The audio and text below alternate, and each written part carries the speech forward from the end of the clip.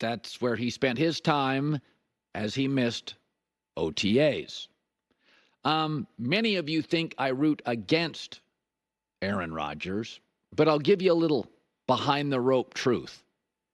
Because of the battle we're going to have between Trump, J.D. Vance, and Kamala Harris, and whoever her VP pick is, Fox News, MSNBC, and CNN are going to have huge ratings in September, October, and November. That won't be good for me or ESPN or anybody hosting a sports talk show. So what do we need to survive until early November? We'll be fine in mid to late November, December, January, February. People will be exhausted by political talk. But up to the election, massive record-breaking numbers. Record-breaking. The Republican National Convention. Think about the history of Fox News. Shattered records. And we're still months away. There are 4 stories that can go a long way in keeping our little telecasts interesting. Number 1, Caleb Williams hits in Chicago. Major market, iconic brand. He looks a little like Mahomes. Suddenly they're scoring points, and for the first time in all of our lives, Chicago is a dynamic offense with the next Patrick Mahomes. I think it's possible he'll make rookie mistakes, but Cole Kmet, Keenan Allen, Rome Odunze, DJ Moore, DeAndre Swift, a better-than-you-think offensive line. Not a great defense in that division with Minnesota, Green Bay, or Detroit. It's possible. Is it probable? That would help us. Number 2, Jim Harbaugh and the Chargers with Justin Herbert start quickly. That's probable. The NFL did Jim Harbaugh solid. They opened with the Raiders in Carolina, arguably the 2 worst teams in the league. If you look at their schedule, a 6-1 start is not out of the realm of possibility. Again, big market, star coach, quiet but a star quarterback. That would help us. The third story that would probably do us some favors, the Dallas Cowboys implode. I mean, it beats them being pretty good again. Mike McCarthy blows a couple of early games with situational clock management snafus. Dak is fine, but maybe the holdout, a lot of noise. They lose a game they should win, and Dallas is rolling downhill. That probably for us is very, very good content. And number 4, Aaron Rodgers, chest out, mocking the media, crushes. He beats Josh Allen in the first encounter. The NFL schedule is a lot of Aaron, and whether it's talking to Joe Rogan, it's talking to his friends, he's a little cocky, a little aloof, but he has got his chest out. He's playing great. The offensive line comes together. Mike Williams, talented, stays healthy. And you look up, and the New York Jets are 6-1 through 7 weeks, heading into late October and early November. If those 4 things happen, and if you look at the schedule, they're all very probable, then we've got ourselves a fighting chance. A fighting chance. This will be probably the most challenging September and October ever. I should also throw out something else. USC beats LSU and Michigan, is rolling, and the Big Ten is on their heels. Fight on, Trojans, going downhill, and the polarizing Lincoln Riley is dropping 42 a game against the Big Ten. Okay, that may not happen, but that'd be a nice one too.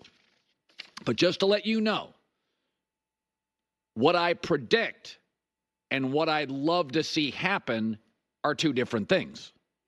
Aaron winning, pointing fingers, attacking the media, making fun of us.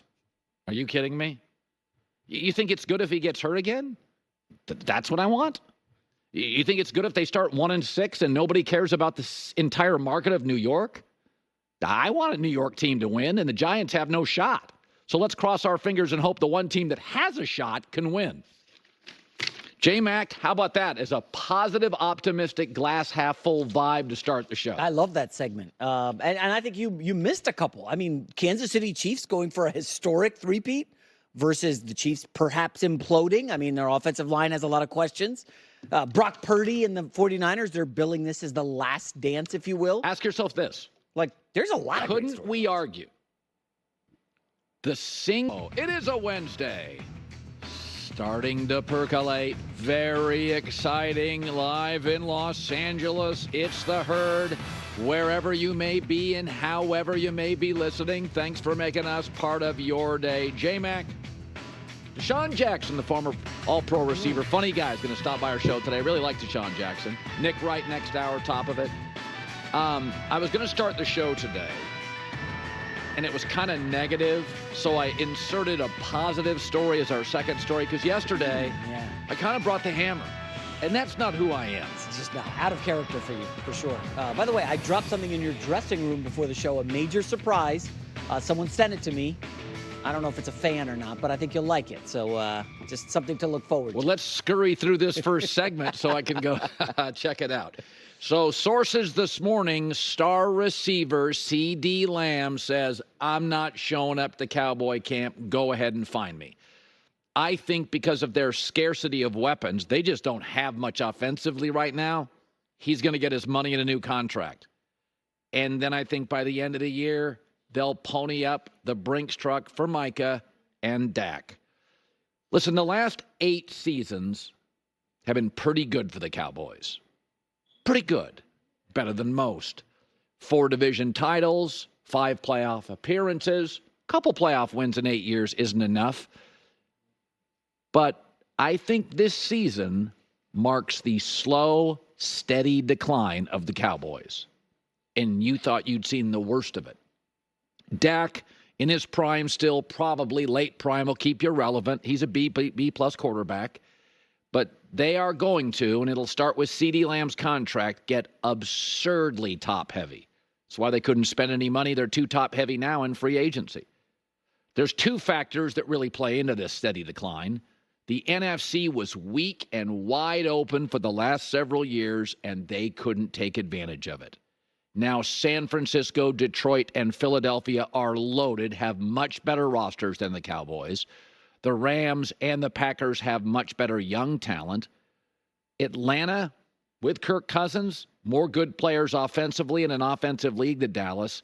And watch out, because Chicago and Washington could both have star young quarterbacks on rookie contracts for the next 4 years, as Dak is making Mahomes money and limiting the Cowboys.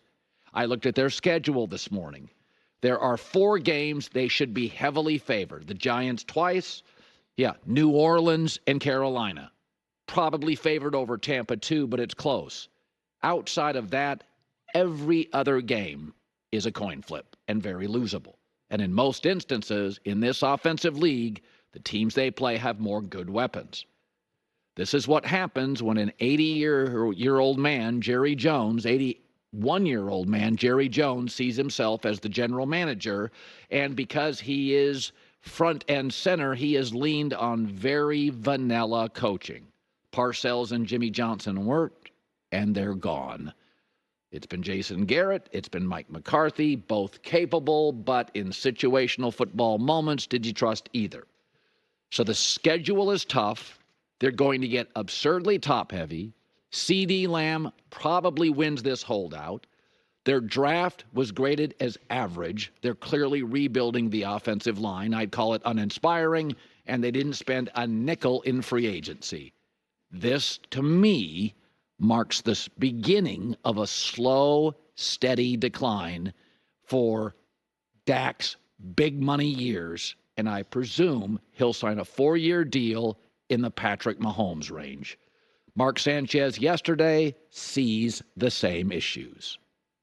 Think about the difference between maybe Dak and the Cowboys his rookie year and the talent he had around him, the other explosive players. Who's going to help this team elevate suddenly, and where are the weapons? Who am I throwing to? Who's keeping the defensive coordinators up at night like, dang, what are we going to do about this guy? And that's, those are tough questions to ask going into a season. You want to have those things shored up. So I think the lack of depth is going to be tough, and this is going to be a lot on Dak's plate. Now some positive stories. Aaron Rodgers poking the media, showed up yesterday to camp wearing an Egyptian cat T-shirt. That's where he spent his time